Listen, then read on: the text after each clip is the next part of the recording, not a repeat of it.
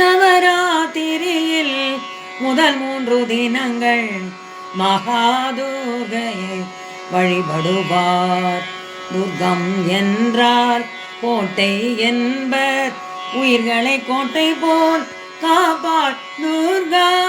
கச்ச பேசத்துள் காஞ்சி துர்கை, வேதாரண்ய சுந்தரி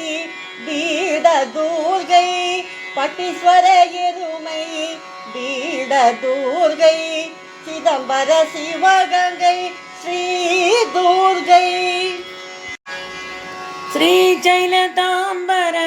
கௌரி துர்கை, அண்ணாமலை மகிஷனை கொன்ற துர்கை,